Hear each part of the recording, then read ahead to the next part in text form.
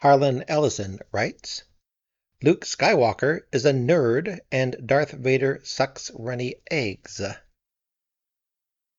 This is a request from a commenter on my channel, and it sounded like a good suggestion, so here it is. This is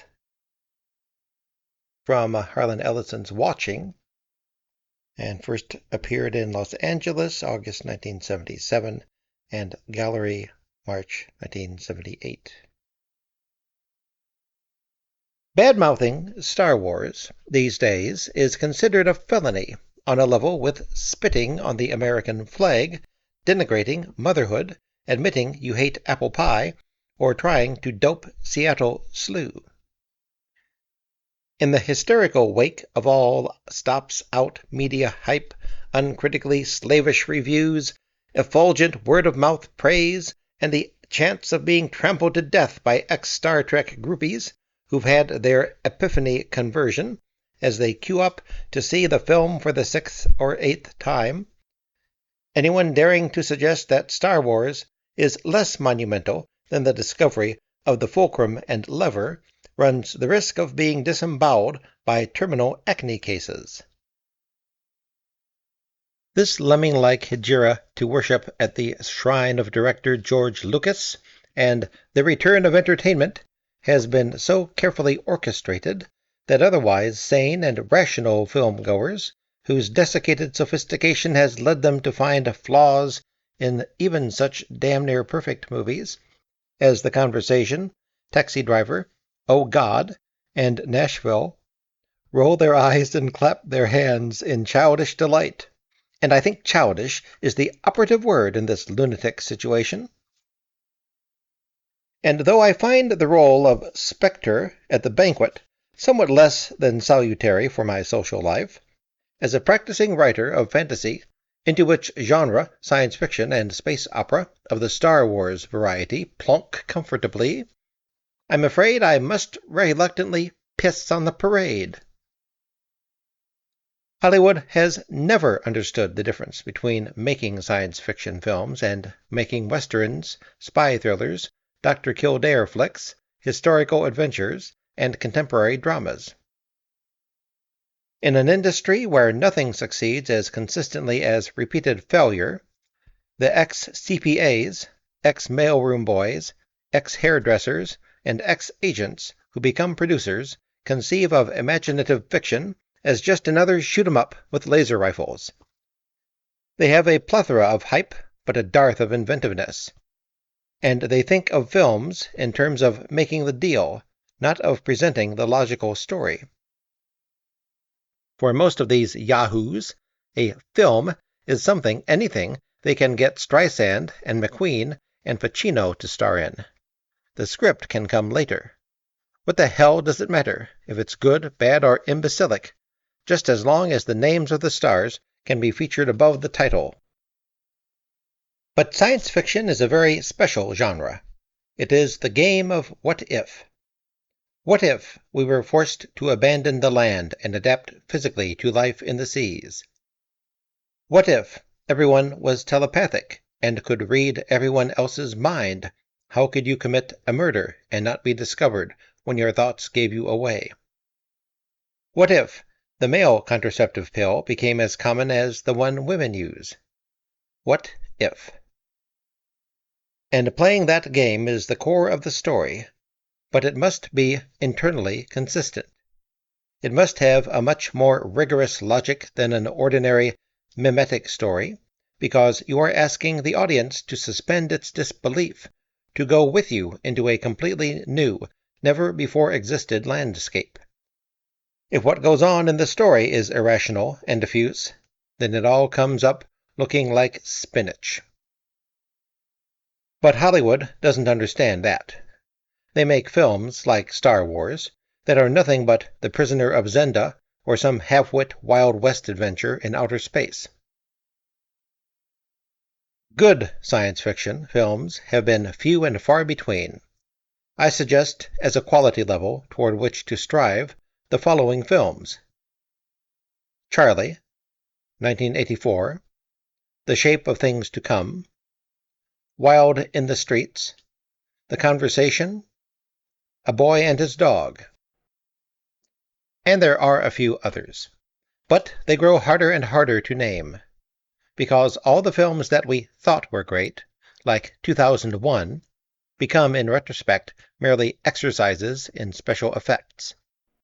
There are damned few people stories that deal with what science fiction at its best and most valuable handles better than any other kind of story: the effects on human beings of technology, unusual happenings, and the future. Discount films that make us tingle, like The Thing or Dr. Cyclops, because they are really only horror stories told with a pseudo-scientific flair. I'm talking here about stories where we care about the people, films that cast some new light on the human condition. Also notice, the films I select as the best are films you probably never even considered science fiction. Charlie and The Conversation are classic examples. They weren't marketed or reviewed as science fiction because they were free of overpowering special effects. They didn't look like orgies of bizarre technique, and they did very well at the box office, even with people who hate science fiction.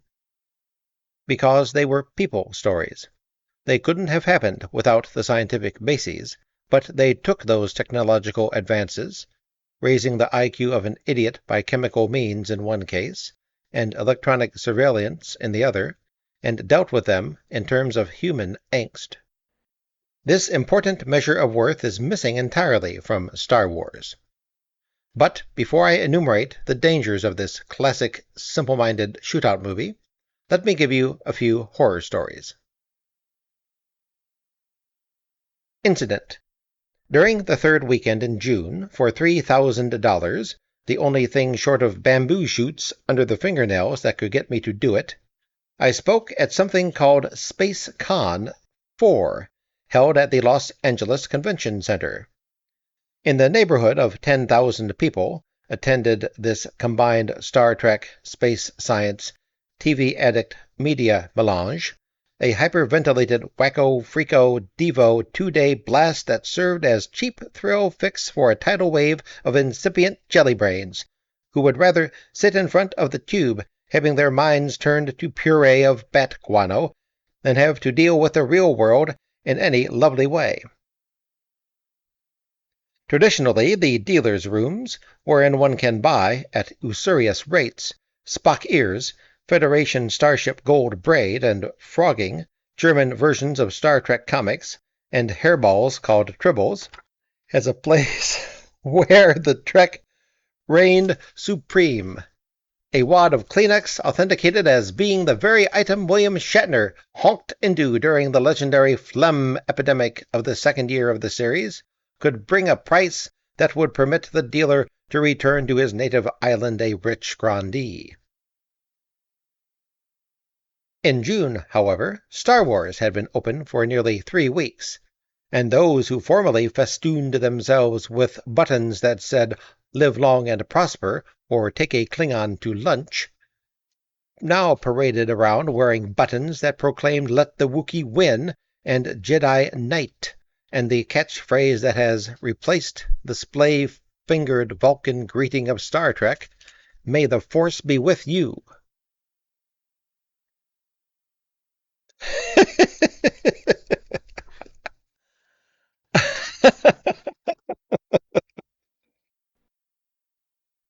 Dealers loaded down with Star Trek memorabilia had their annuities flash before their eyes in a brief 2-day nightmare as Star Wars posters, lightsabers, Darth Vader masks, and Ballantine book paperback novelizations vanished as if they'd been warped into hyperspace.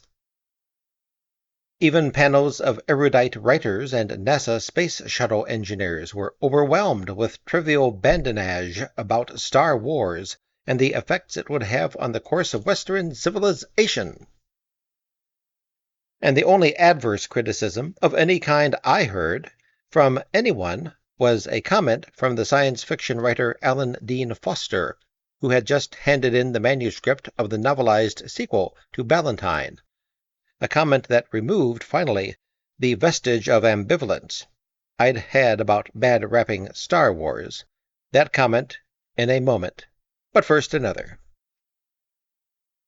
Incident.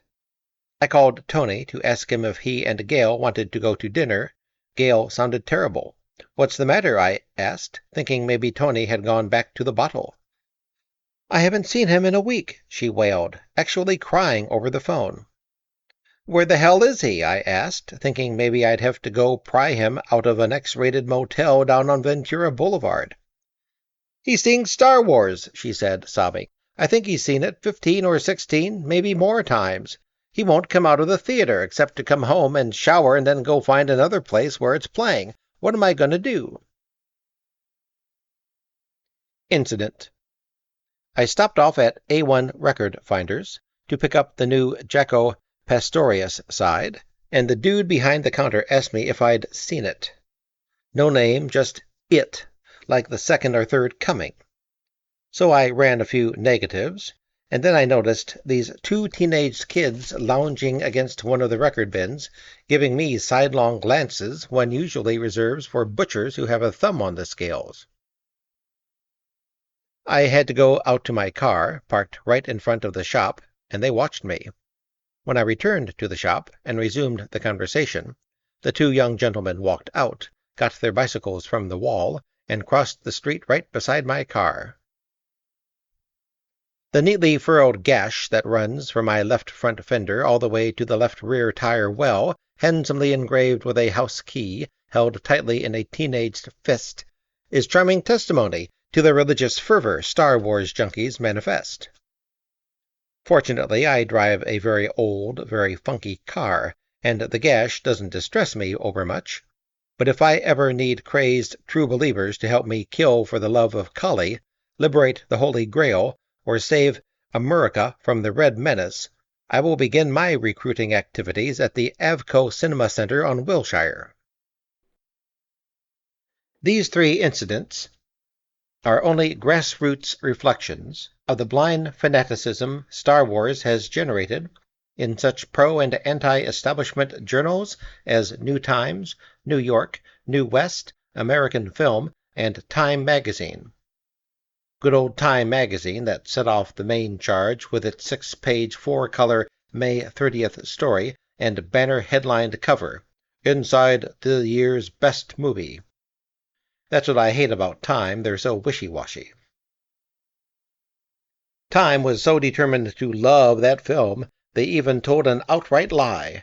On page 56 of the May 30th article, the following excerpt appears. "Star Wars is the costume epic of the future," says Ben Bova, editor of Analog, one of the leading science fiction magazines. "It's a galactic Gone with the Wind. It's perfect summer escapist fare." Now Ben is one of my closest friends, and I simply could not believe he had bubbled along that way. He's too smart for such an okey-doke. So I called him and asked him if he'd said what Time said he'd said. After the bellowing ceased, he made it clear that Times reporters simply were not going to hear anything negative about that flick, no matter what was actually said. 2 issues of Time later, the following item appeared on page 6 in the letters column. Quote, "Your quotation of my comments about George Lucas's film Star Wars makes it appear that I liked the film. I most emphatically did not. Those of us who work in the science fiction field professionally look for something more than Saturday afternoon shoot-'em-ups when we go to a science fiction film. We have been disappointed many times, but I had expected more of Lucas. Somebody up there likes the film, it seems, so no dissenting views are allowed. Too bad. Ben Bova, editor, Analog, New York City," end quote. And that's what has been going down with New Times, with its June 24th cover story likening the comic strip characters of Star Wars to such American myth heroes as Charles Lindbergh, Joe DiMaggio, and the Lone Ranger. "Hurrah for the robots, R2-D2 and C-3PO. New Times' Jesse Kornbluth sees in the film reassurance that machines are not taking over, that NASA isn't involved in a sinister conspiracy to keep us from knowing there is intelligent life on Mars. and that the old devil technology will not savage us further. All that terrificness from a comic strip. People raves, Starlog gushes, Rona Barrett vociferates. The world loves Star Wars, and the studios, and the television networks, and the fast-buck blue sky independents, and the mass media have once again discovered science fiction. Except they think it's hip to call it by that hideous neologism, sci-fi, and nowhere can be heard a discouraging word, all that terrificness from a comic strip. And that is precisely where my cavils with Star Wars begin. As I write this, only the much-damaged critic John Simon of New York Magazine has had the courage to say the Emperor is buck-naked. While those who seem oblivious to the occasionally honorable and more frequently trashy history of fantastic films that stretch back to Georges Méliès whoop and simper about how enriching Star Wars is, Simon puts his finger dead on the plague-bearing nature of this film and the way it's being received. In the June 20th issue of New York, he said in part, quote, I don't read science fiction, of which this may, for all I know, be a prime example. Some light years ago I did read Flash Gordon, of which Star Wars is in most respects the equal. But is equaling sci-fi and comic strips, or even outstripping them, worthy of the talented director of American Graffiti, and worth spending all that time and money on? I sincerely hope that science and scientists differ from science fiction and its practitioners. Heaven help us if they don't. We may be headed for a very boring world indeed. Strip Star Wars of its often striking images and its highfalutin scientific jargon, and you get a story, characters, and dialogue of overwhelming banality, trite characters, and paltry verbiage. Still, Star Wars will do very nicely for those lucky enough to be childish or unlucky enough never to have grown up. End quote. Were it not for Simon's sobriety, for which he must be commended in the face of such overwhelming mass hysteria, I would think I was the only one marching to the beat of that other drummer. Because, when I emerged from the 20th Century Fox Advance screening, as far as I could tell, I was the only turkey evil enough to have ambivalent feelings and a beetled brow. It took me several days to codify my unease. I pilloried myself. What's the matter with you, Ellison? The damned film is a wonder, filled with sight and sound and flash and filigree. It soars, it sings, it thunders through a wholly realized universe of Lucas's imagination. Why do you feel as if you've been had? You're always bleating about the lack of magic and simple wonder in contemporary film, the kind of swell dazzlement you knew in Saturday afternoon dream days of your youth. Serials, B-westerns, Val Lewton suspense films, great fantasies. Why does this homage to Flash Gordon distress you? Have you lost the ability to see as a child sees? And then I realized that was the problem. When I was a child, I learned from movies. I learned that you never screw a friend, never snooker him or her behind the 8-ball. I learned that systems and governments intended to serve human needs frequently spend their time maintaining themselves in power in the anguish of the people. I learned that Hemingway had a workable definition when he said guts was grace under pressure. I learned about what was in store for me when I became an adult. All of these I learned without realizing I was being taught, because even those sappy, illogical schlock flicks of the 40s and 50s had people in them. Star Wars has no people. Which instantly brought to mind a rule of thumb for films of this sort, any motion picture, such as 2001: A Space Odyssey, Demon Seed, Silent Running, or Forbidden Planet, or Star Wars, in which the most identifiable, likable characters are robots, is a film without people. And that is a film that's shallow, that cannot uplift or enrich in any genuine sense, because it is a film without soul, without a core. It is merely a diversion, a cheap entertainment, a quick fix with sugar water, intended to distract, divert, and keep an audience from coming to grips with itself. And in these days of widespread illiteracy, functional illiteracy, future shock, belief in cuckoo conspiracies, and Bermuda Triangle UFO reincarnation Atlantis-est stupidities, information overload, urban terror, and television stereotype, anything that keeps people stupid is a felony. Entertainment is back, the reviewers trumpeted, as if it had ever vanished.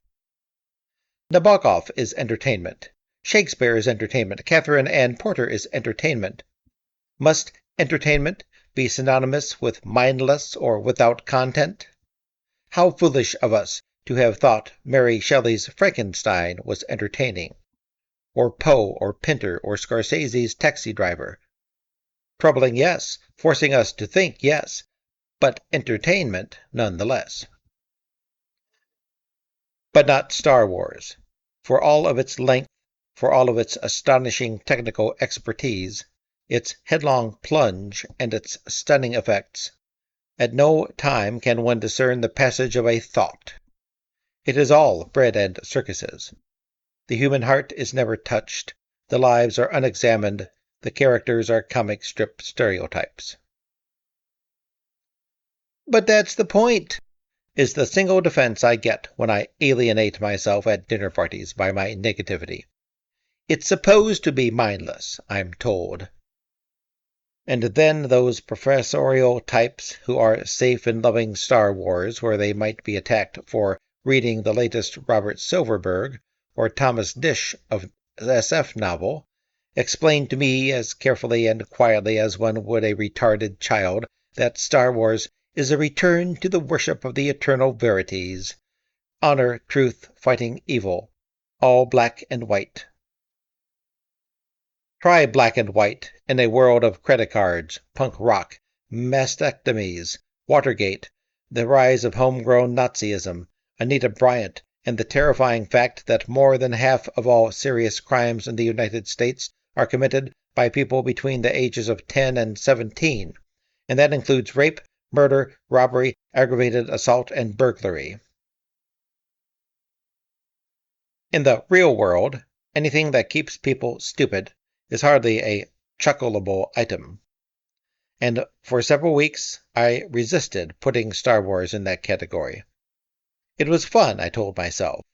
It was good for people to see a simple film in which the good guys were extra special good, and the bad guy wore not merely a black hat, but black body armor and a black death mask, I told myself. Nor could I bring myself to fault Lucas, who had clearly set out to make an homage to the Saturday afternoon serial, and had done it with what Flaubert called clean hands and composure. Then I heard the comment I mysteriously referred to earlier, from Alan Dean Foster, and I felt no qualms about pinning the butterfly to the board. Not to keep you in suspense a moment longer. There we were, Alan, myself, Theodore Sturgeon, and Frank Catalano, all of us properly or erroneously tagged science fiction writers, sitting on a panel at SpaceCon 4, fielding questions about Star Wars. And I began the raving you witnessed here, and I said the movie keeps people stupid. But I didn't have chapter and verse. All I had was a vague feeling. I said Lucas had done what he wanted to do, and all honor to him for that. He hadn't compromised. But then I remarked that one of the things in the film that was indicative of keeping people stupid was the constant boom one heard when something blew up in outer space throughout the film. And as everyone should know, but most people don't know, since there is no air in deep space, since it is for all intents and purposes total vacuum, there can be no transmittal of shock waves, no displacement of molecules of air, and thus no sound. And I said this was another example of giving people what they want to hear, literally, though it contravenes the laws of the physical universe. And in a time when we're so abysmally uneducated about technology, which rules our lives more each day, that was a criminal act of artistic prostitution. Then Ellen looked thoughtful and seemed reluctant to speak, perhaps because he had just written the sequel to the Star Wars novelization that Lucas had sold to Ballantine Books. But in his reserved and gentlemanly fashion, he told the audience of a day when he had seen a rough cut of the film and had remarked on just this scientific illiteracy to Lucas. He had even suggested a workable alternative. No, two workable alternatives. And Lucas had said words to the effect of, approximate quote, "There's a lot of money tied up in this film, and people expect to hear a boom when something blows up, so I'll give them the boom." And at that moment, the cynicism showed through. If the masses want bread and circuses, we give them bread and circuses. If they want witch hunts, bear baitings, kinky sex, inquisitions, burning crosses, scapegoats, trivia, and persiflage, we give it to them. Keep them entertained, and they'll never hear the whistle of the executioner's axe. As a writer who works in the medium of fantasy, both in print and in film, what Star Wars and its success portends is frightening to me. Already, Universal Studios is planning a Buck Rogers movie. Already, a major network that has bought one of my stories for a TV film and series has asked me to alter realistic situations in a future society where absolute realism is the ground, to include Star Wars kind of violence, laser guns and all that. The dispensers of mass information have once again discovered science fiction. They do it every 7 or 8 years. The last time was with 2001. The only trouble is they've discovered 1939 science fiction, mindless shoot-'em-up and hardware, paeans of praise to the grommet and spanner, and that means more of the same, just the way it happened in the wake of 2001. It means that thought-provoking science fiction, the kind written by Gene Wolfe and Kate Wilhelm and James Tiptree, Jr., and Michael Moorcock, has no value. It means that an entire genre of fiction for our time, material that informs and educates and entertains, will be bypassed in favor of more cops and robbers in outer space, more cowboys and Indians on Tatooine. Goodbye, science fiction. Hello, sci-fi. That's pronounced Skiffy. If you like peanuts, you'll love Skiffy. In the past months, I have received calls from half a dozen film and television producers who are planning sci-fi projects. I won't even report on the call I received about a new Disney project in discussion called Star Skirmishes. I'll only tell you about the producer who called to ask me if I wanted to do a space war sort of film, and all he could say was, "This is going to be a winner. We've got really terrific state-of-the-art." I didn't know what that meant, so I asked him. He didn't understand why I didn't understand, but he started saying that they had Magicam, and new miniaturization techniques, and computer graphics, and chroma key, and videotape crossovers, and all the very latest state-of-the-art. I finally got hip. He was talking about special effects, pure and simple. No story, no terrific idea for a film that would illuminate the human condition. Not even a plot. He had no plot. That's why he was calling me. To write something stupid around his stupid animation and special effects nonsense. And nomenclature had struck again. Now they were calling it state-of-the-art. And I admit that when filmmakers begin thinking that pyrotechnics can replace stories about people, then the ambiance of the toilet has set in. So here we sit, Ben Bova, and fantasy film director-animator Jim Danforth, and cranky John Simon, and good old me, all alone grumbling about the most wonderful film ever made. Running our main squeeze of sour grapes over the heads of a multi-million person audience that goes back again and again to sit in awe as the Empire Dreadnought Death Star roars overhead, making its big boom of passage through airless space. Loveless, lightless nuisances saying the Emperor has pimples on his bare butt. And all I can think about, in childlike wonder, is that amazing scene in the 1939 version of The Thief of Baghdad, where Abu, the little thief, uncorks the bottle and lets out the 70-foot-tall genie.